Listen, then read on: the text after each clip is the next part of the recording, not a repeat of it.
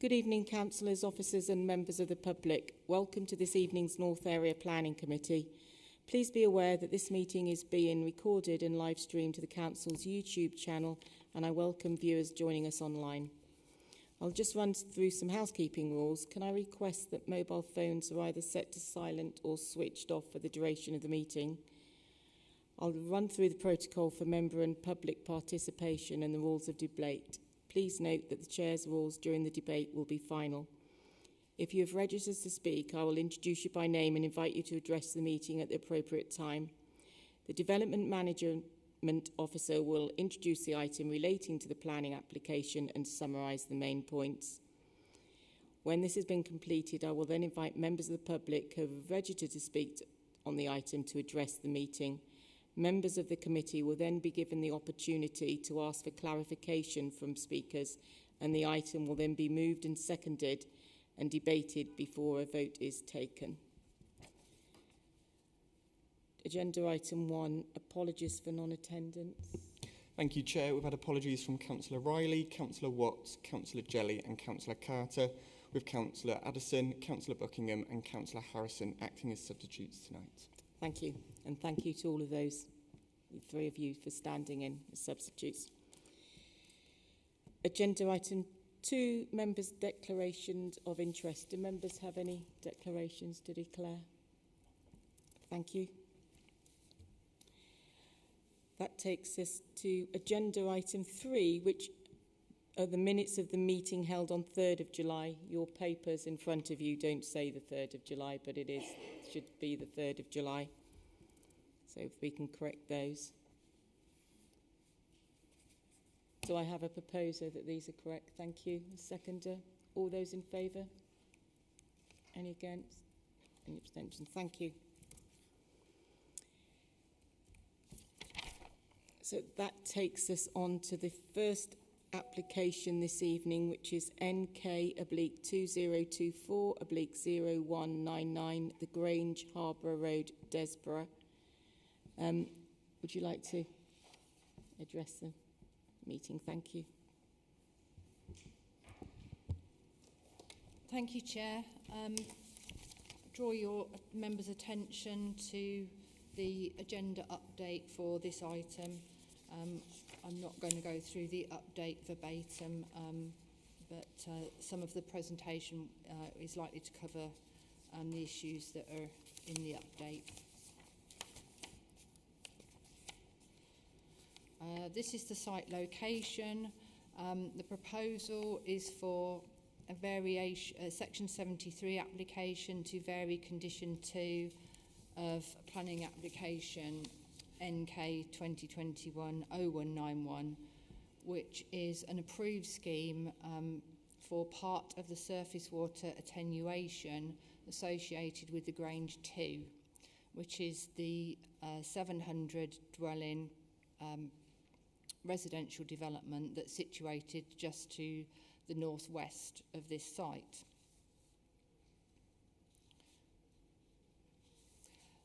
This plan shows you the scheme that was approved under the previous application.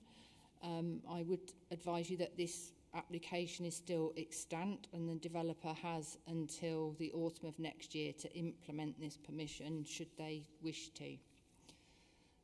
So this approved scheme is for 2 surface water attenuation basins, here and here, 2 landscape bunds with spoil created from the excavation of these 2 basins and served by a swale here. So in essence, the surface water drainage for this half of the site would come through here, go through the attenuation ponds and then exit here, and then would go through into off-site into the Anglian Water surface water network. The purpose of the basins is to basically slow down the flow of surface water from the site. So that's the approved scheme. This is the proposed scheme.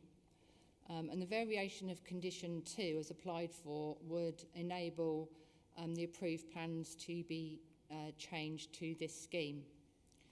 As you can see, there is now proposed one attenuation basin here,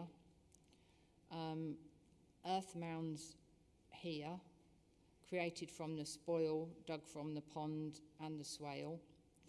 The largest earth mound here, its highest point would be approximately 5 metres. All the other bunds would be quite a lot smaller.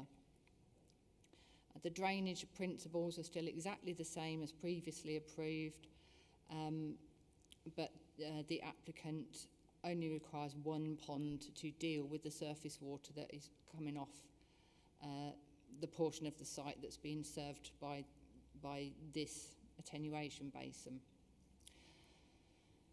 Just for information, and this is set out in the update, the site lies on the highest, or practically the highest point of Desborough, and it's at the confluence of 3 different catchment areas.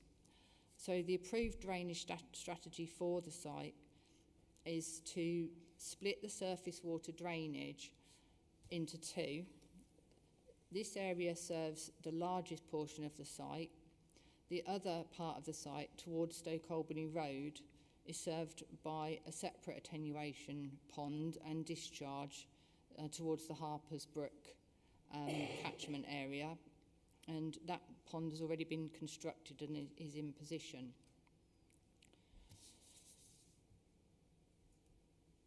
This is just another plan which shows the site in context.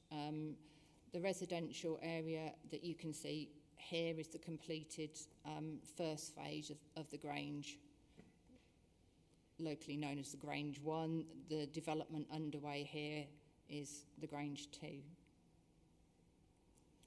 I would point out that the council are the landowners of the site, and that is the reason that this application's come into committee for determination. This plan shows some sections through the pond and through the swale. So this section here shows the swale here, going across through the landscape bunding here. This section here shows the sort of profile that would be created through the attenuation pond. This is the landscape scheme in the northern part of the site. This was developed between the applicant and North Northants Grounds Maintenance Team based in Kettering, who, once this scheme is constructed, if approved, they will continue to manage the landscaped areas because it's part of Desborough Green Space. The actual drainage parts of the site will be managed by a private drainage company.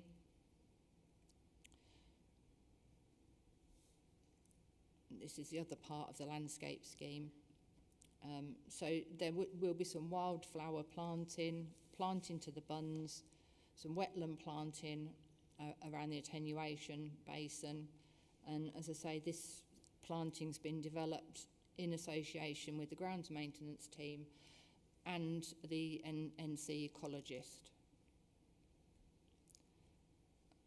These are some site photos that I took which show you basically what the site is like at the moment. It's an informal green space used by lots of people. It's primarily an informal recreation space. There are some formal footpaths that run through it and informal ones. It's currently used as for a park run on Saturdays. One of the people who've raised concerns about the application has raised an issue about that. That will be a matter for discussion with the councillor's landowner, and because that would need to be diverted during the works taking place. It's not a planning matter though.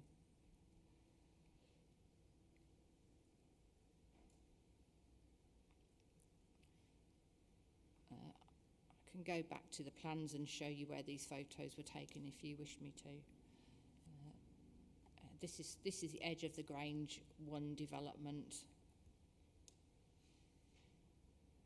that's looking back towards the same. And this is in the northern part of the site, looking over to the site that's being developed by Bellway Homes at the minute. Obviously, this is the development that whose surface water will drain through into this site, into the proposed attenuation pond.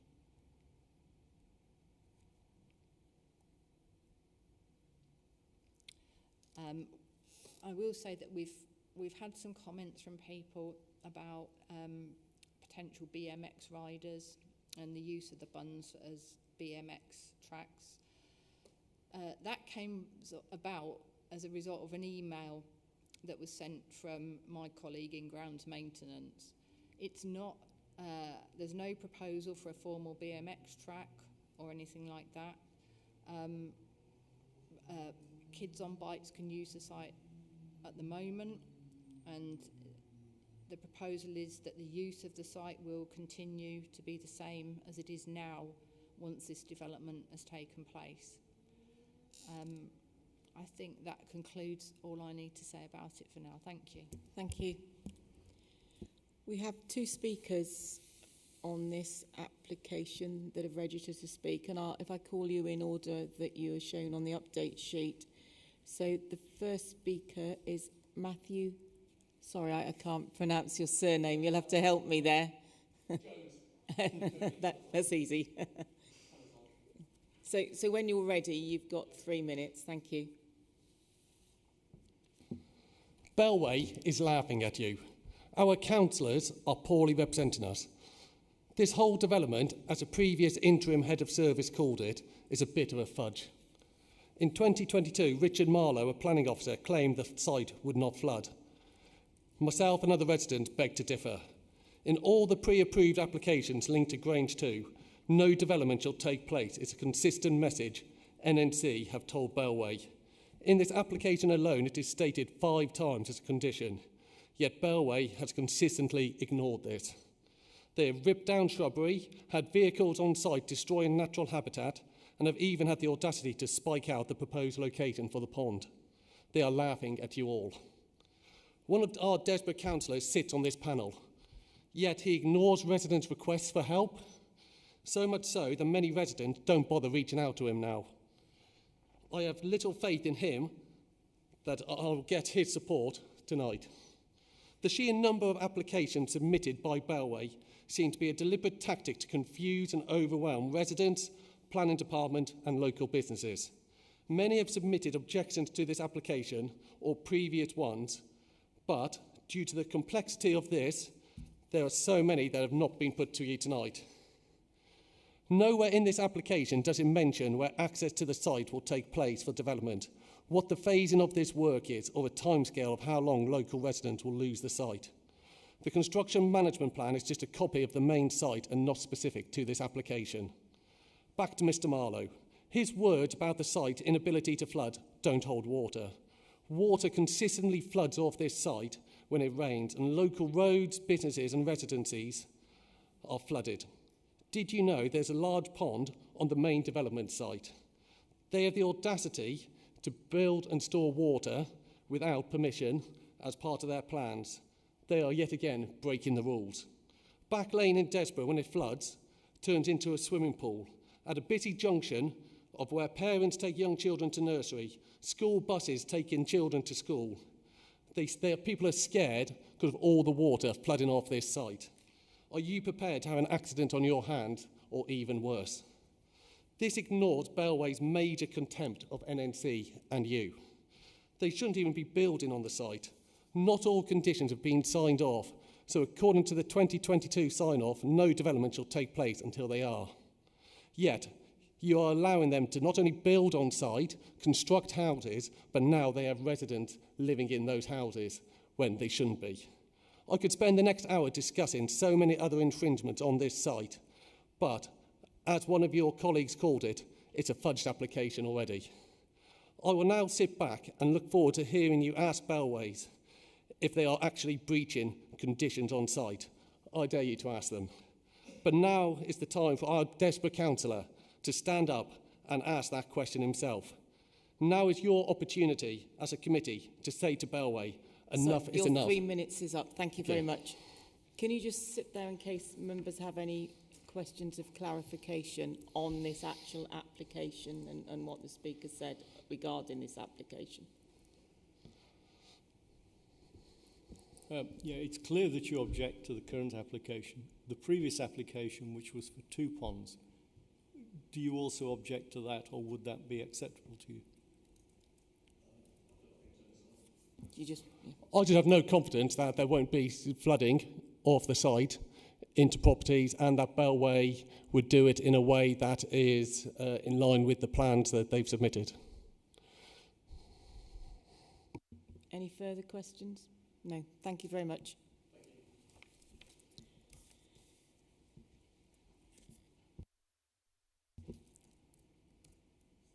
Before we move to the recommendations, can I just draw members? Oh, we could both. Sorry. Amy Gilliver, thank you.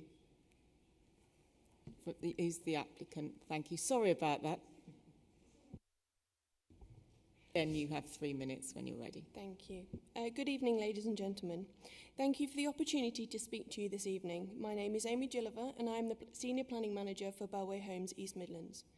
The application before you is a proposal to vary Condition 2 of the previously approved scheme. The principal reason for the application is to amend the number of attenuation ponds that are proposed on this site, from 2 ponds down to 1. As a consequence of the reduction in attenuation areas, the previous bunding, as approved, has been slightly amended. To put this into real terms, the original scheme accounted for approximately 20,000 metre cubed, whereas the proposed scheme is looking at a reduction of 18,000. The bunds remain the same height across both proposals. However, the original scheme has approval for the bunds to be set at 1 in 3 slopes, whereas we are looking to reduce that considerably to 1 in 6 within the proposed scheme. We have worked incredibly closely with North Northamptonshire's Ground Services team to ensure that the bunds are located on open, flat grassland that is not classified as high-value grassland. We have worked hard to ensure that the wildflower planting is to the exact specification and quantity that the Ground Services team would like to continue their vision of butterfly banks within the area. The proposals before you have the full support of the statutory bodies, Anglian Water and the Lead Local Flood Authority. Your officers have confirmed that the application before you is in accordance with your local plan policies and the NPPF and will not result in any significant additional impacts to the approved scheme. Therefore, I would urge you to follow your officer's recommendation and grant permission for this variation application. Thank you for your time. Thank you. Can I just ask, before I open it up to members to ask a question of clarification, you said that the cubic capacity in metres was 20,000 and you're looking to reduce that by 18,000. You mean to 18, didn't you? Yeah, I thought yeah. so. Thank you. Yeah. Are there any other? Councillor Marks. Yes, thank you, Madam Chairman. Question of clarification. Yep. You have said in your 3 minutes that you are reducing the scheme, as is written in front of us, from 2 ponds to 1. Yes. But I didn't hear you say you're confident that 1 pond will eliminate the risk of flooding. Is that correct? Are you confident of that or not? Yes. Thank you. And the Drainage Authority have said it's acceptable. Councillor Best. Thanks, Chair. I understand what you're doing. What I don't understand is your reason for doing this. So what is the rationale for you making the change from the original plan? And why do you not want to build the scheme to the original plan? Councillor Best, but it's actually questions of clarification. That is a clarification. I think that's a different question, but if you're happy to answer, I don't. I can try and answer it for you if that would help. So the site is obviously the one before you at the moment, and the adjacent site. Unfortunately, they're in 2 separate water network catchments, and legislation has dictated that you can't drain one catchment through another. You have to split them, which is why we're taking one in one direction and the other in another direction. I don't have the legislation to hand. It's not at the top of my brain at the moment, but I can provide that, and I can give whatever information is required to you, but that's the sole reason why it's been split, because the water network legislation does not allow us to drain it through. And it is recent. It was at the point that the applications were determined. It's really recent legislation. It's not something that has been ongoing for a while. Thank you. Anybody else? Councillor Harrison. Thank you. So this is all very much on a similar theme, so I apologise if I'm getting you to repeat yourself. You have said that, you know, we're confident that it's sufficient to stop flooding. But when the original planning application was agreed, obviously it was 20 cubic metres volume. Was that's it the bunds. That's the bunds. Okay. Yes. So in terms of the ponds themselves being able to collect the water and slow it down, yes. Is it the same capacity now as it was before with the 2 ponds, or has that been reduced as well? Well, it's reduced because obviously it's split. Because there's a pond on the main site as well as on here. So before we didn't have that, and the catchment was taken by this site. Whereas now we're able to split it, and equally the same amount of water is captured. It's just sent in slightly different directions. Okay, thank you. Thank you very much. If there are no further... Oh, Councillor Deering, sorry, one more. Just a bit of clarification probably for all of us, because we're on about going from two sites to one, but you already have one at the front, don't you? Yes. That's actually on Stoke Albany Road. Yes. And that's the one that's taken the extra? Yes. Okay, then. Thank you. Thank you very much. Just before we go to the recommendations, can I just highlight members to the update sheet on page 4 that para 7.11.1 of the report is replaced by the wording on page 4 of the update sheet.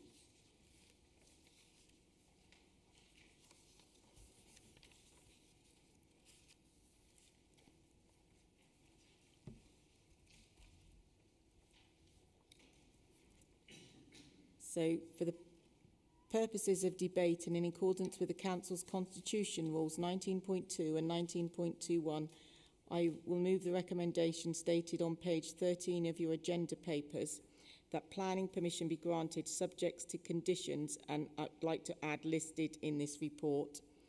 Do I have a seconder? Councillor Marks, thank you. Let's open up the floor for debate. Councillor Best. Yeah, thank you. I just want to pick up further on the point that the Speaker answered a moment ago.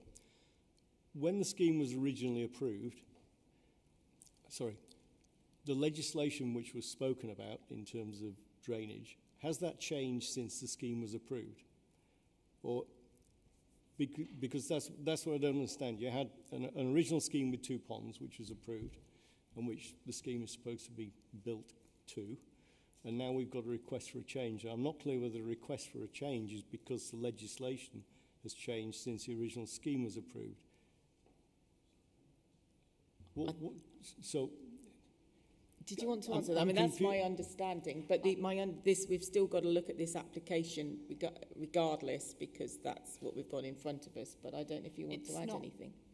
It's not planning legislation that's changed. The applicant was explaining that other legislation has changed with regard to water. It's not under planning legislation. It's going to be other legislation that's changed. It might have been a question to direct at the Speaker, but I understand that she was saying that the legislation has changed. So rather than all the surface water from both catchments within the residential site draining towards this site, that's no longer allowed under the other legislation. I do not understand that legislation because it's not a planning issue. Hence the need to split the site into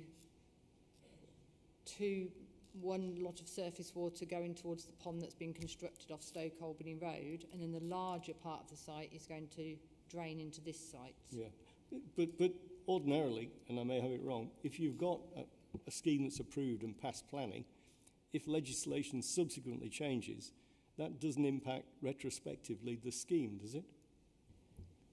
Yes, it would if they need to comply with that legislation as well. Okay. Then that, All right. hence the need to vary their planning permission, because they'd have to comply with Water Industry Act type legislation. So Okay. yes, if So it's mandatory, then it would. It can be applied retrospectively. Okay, all right, thanks. And the drainage strategy remains the same. And can I just confirm with officers that actually the Drainage Authority have said that this is acceptable, haven't they? My understanding. Yes, there has been a lot of consultation on it, and as the first speaker said, it's taken a long time. There's been several iterations and a lot of to and fro. But yes, the Lead Local Flood Authority have accepted the proposals, and we've had no objections from the Environment Agency nor Anglian Water. Thank you. Councillor Prentice. Thank you, Chair. The water industry is made up of lots of different authorities, Environmental Health, DEFRA, the AWI. Whose legislation is it that's changed? I understand you can't give us chapter and verse on it, but whose legislation has changed? Please.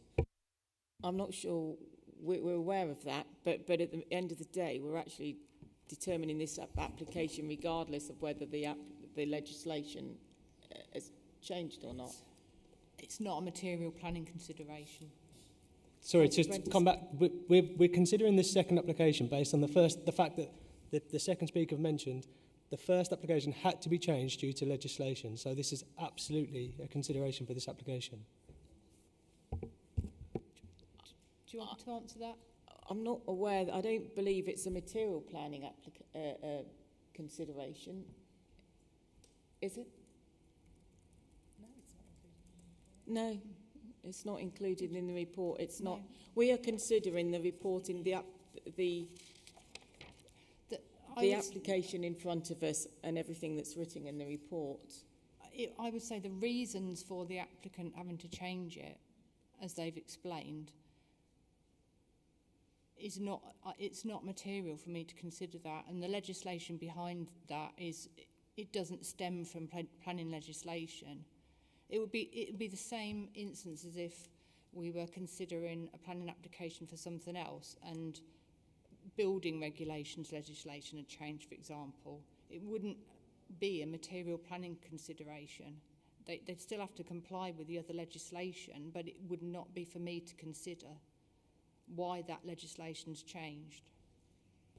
I don't want to know why it's changed. I want to know whose legislation has changed.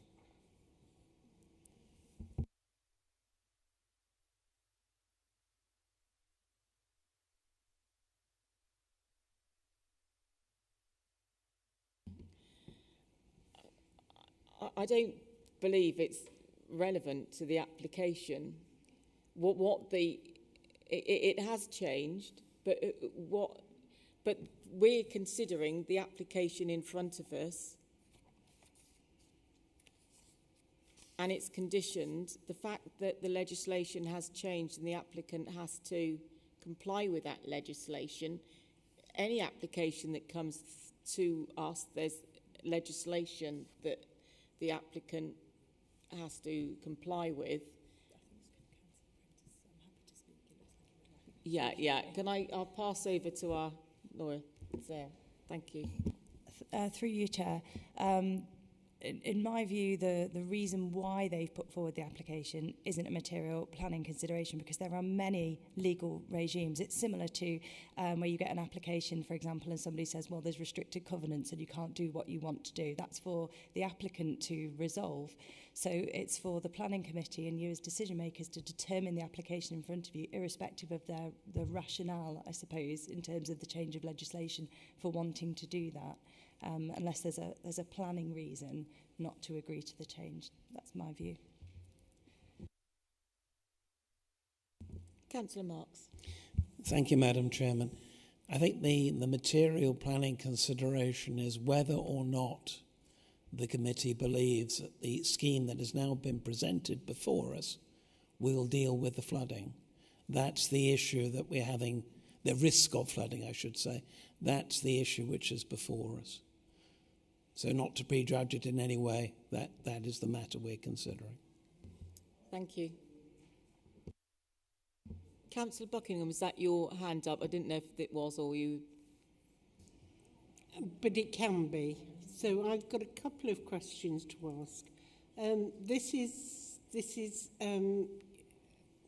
Anglia Water have said they really don't want to know because it's being taken over by a private company who will look after it. But why hasn't that company come and explained to us, I think, why this change is needed?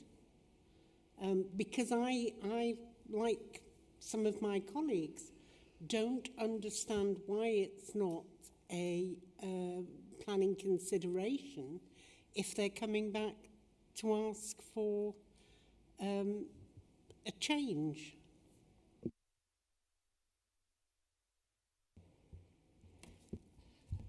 Jasper, if I can help, just to clarify matters, what the legislation, the planning guidance says, the planning authority, that's you, should not duplicate function of other regulatory bodies.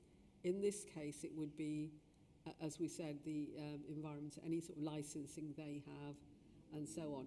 But it should ensure that they have been consulted, and also ensure before reaching a decision that they are satisfied. And what our officers are telling you, we are satisfied that we have consulted the relevant bodies.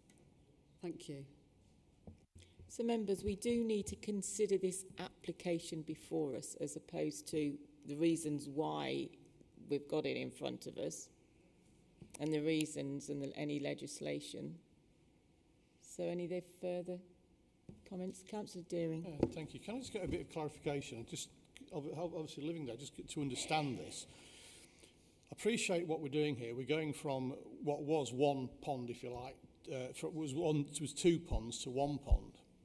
When this was originally done and passed years ago, was the original pond that's at the front of all this development on Stoke Albany Road part of it, or was that a separate entity? What I'm trying to establish here is that one the one that's now going to take away the additional flood risk from the original two that's now going to become one, if that makes sense?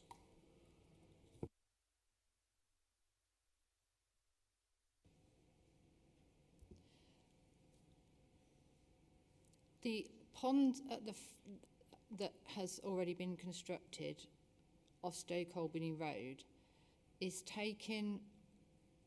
will be taking the surface water and attenuating it from the Harpers Brook catchment part of the site, which is roughly a third of the development, give or take. This proposal takes the surface water from the remainder of the site that falls in the Eyes catchment area. The reserve matters approval for the residential development was permitted at the same time. I think it was actually at the very same committee that this application went to. The two were taken to the same committee. This was the surface water drainage solution, as I understand it at the time, although I didn't deal with that application, I wasn't at that committee. But I think it is, as the applicant said, the reason for it is that you can't now, according to this other legislation, have one catchment running through another catchment. So instead of having two ponds here, we've got one pond at the Stoke Albany Road, and now one pond is sufficient here to take the 2/3 surface water drainage from the site. That's the best that I can explain it. I don't understand all the whys and wherefores of why they have to change it in detail, and I don't need to understand. That's why we consult the drainage authorities on it, and if they were not happy with it, the recommendation wouldn't be coming to you for approval. Councillor Dial. Thank you, Chair. It's just a question. So I think the lady from the developer said that the 5-metre bund that is going to be part of the new development is the same height as the previous bund. But in the pack, it actually tells us that the previous bund was going to be 4 metres high. So which is it? Is it 4 metres or 5 metres? Because it looks to me like there's a bit of a change there. And my second question is 5 metres for a bund, is that sort of like a normal height? Because that does seem very high. So I just wondered what your thoughts on that were.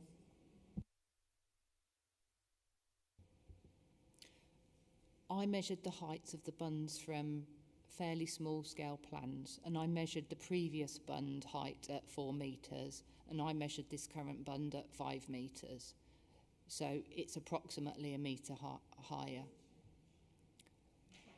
But the gradient so there is a change. So we were told that there wasn't a change, but there is a change to the height. Well, the gradient, we were told that the gradient was different because it from going from 1 in 3 to 1 in 6. Yeah, we were told there was a change in gradient, but we were actually told that the 5 metres was the same as previously, but that's not the case. Is 5 metres, is that a normal size for a bund? Because it does seem quite high. It just depends on how large the mound is. It's quite large in area, so I wouldn't say 5 metres. 5 metres, if you picture it, is a car parking space on end. That's how high 5 metres is. And if it's quite a large bund, then I wouldn't say that it's overly high.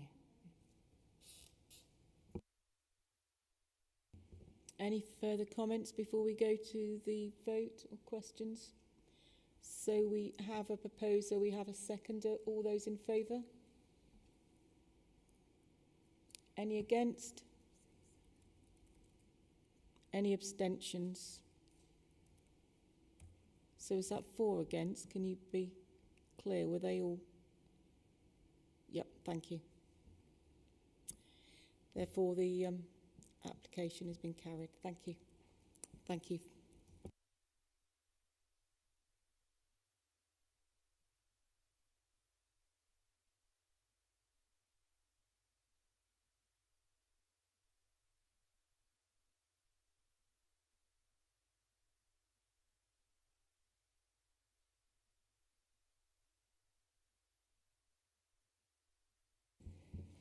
So that takes us on to the second application,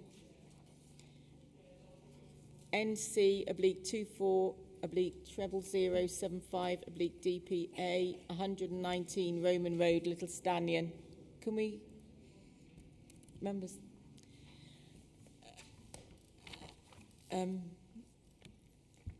Fernando, if you'd like to take this, thank you, Chair, and good evening, members. This is an application at 119 Roman Road in Little Stanion, which is southeast of Corby Town. It's for a change of use from a house dwelling to presently a use class C3 to a children's home, which is use class C2. This is just the proposal as described just now, change of use of dwelling from C3 to C2. This overhead shows the location within Little Stanion village. The red dot is the application site. Just as a general overview, you can see the A43 running to the south of the site, and Stanion village is to the east here. This is some aerial mapping of Roman Road itself. There's 2 roundabouts at each end of it. It's primarily residential. There are clusters of like 5 terraced properties along Roman Road in a repeating pattern. This is a site location plan. The edge red is the building footprint, edged red in the line there. This is a photograph that I took on the 10th of June 2024. The application building is this building here, if you can follow my cursor around here. So it's on 3 floors. It's 3 bedroom presently. It has on-road parking at the front and a garage space and parking space in front of the garage at the rear of the property. As you can see on the day that I visited, there is parking availability in front of the house. This is looking west along Roman Road. Again, there's substantial parking on the day. when I visited. This is looking east along Roman Road. As you can see, there is parking in front of properties where people live, obviously. So, and it is in a residential area. The verge on the left, presently, well, when I last visited a few weeks ago, has cones on there to prevent people parking on the grassed area. Again, this is a more detailed aerial shot of Roman Road. The red dot shows the application building, which I've just described. Here, if you follow my cursor, at the back here, there's a garage, and that's where the garage is, with a parking space in front, and you go through a short corridor into the back garden to access the garage, and vice versa. Just some internal proposed floor layouts. The ground floor is showing, as proposed, a kitchen and family room, dining room, with a toilet at the front there. The first floor is a bedroom and a living room at the front. The second floor is another bedroom with office space for staff to put documents in, and I think there's an intention to have like a temporary bed in there, you know, for overnight sleeping. The ensuite is for staff, and there's an ensuite for the children as well. This drawing shows external parking layout. The red line is the application site, and the red line to the south is the garage and the parking space. The garage and the parking space is accessed from Roman Road via Chiltern Road and Mendip Way. So it's a bit of a convoluted way to get to the back of the property, but it is possible. This is what happens now. The key determining issues are the principle of development, the impact on the character of the area, and neighbouring amenity and highway safety, which are addressed in the report, which hopefully you've read. Just to refer to the update sheet, if just there is a clarification on one of the drawing references which needs to be amended, which can be done. The applicant has also provided a bit more detail in terms of the handover times when staff come and go, mainly sort of late evening and early morning when that takes place. Northants Police have had a revised comment, which you can read. There's nothing untoward there. And the waste team who collect the bins from Northants Council have no comment to make. So my recommendation to keep this presentation brief is that planning permission be granted subject to the conditions listed on paragraph 11 of this report on page 48 of the agenda pack. Thank you. Thank you. We have no speakers on this application, and therefore I'll go straight to move the proposal. So for the purpose of debate and in accordance with the Council's Constitution Rules 19.2 and 19.21, I'll move the recommendation stated on page 41 of your agenda papers, that planning permission be granted subject to conditions listed in paragraph 11 of this report. Do I have a seconder? Thank you, Councillor Marks. Let me go to the debate then. Councillor Addison. Thank you, Chair. I welcome this application because as a council we are short of places for our children to stay in county, and there's only going to be 2 children in this home. It's going to be no different to if it was a family living there, so I welcome this application.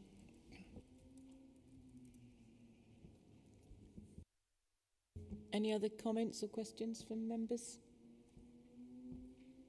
Councillor Sims. I would just echo what's been said now. It's no different to any of it, just been an only residential premises, and it is obviously needed. Thank you. And Councillor Buckingham. Whilst I also welcome this application, one of the things that was raised by the parish council was breach of TP1 because of a business use. Is that relevant or not? Just to clarify, it's restrictive covenants on land registry deeds aren't a material planning consideration. The covenant actually reads to say that not to use this property other than as a single private residence. So that's what the wording of that particular restrictive covenant is. However, it's not per se a material planning consideration, if that clarifies things for you. No? Oh, okay. Thank you. Yeah. Councillor Brown.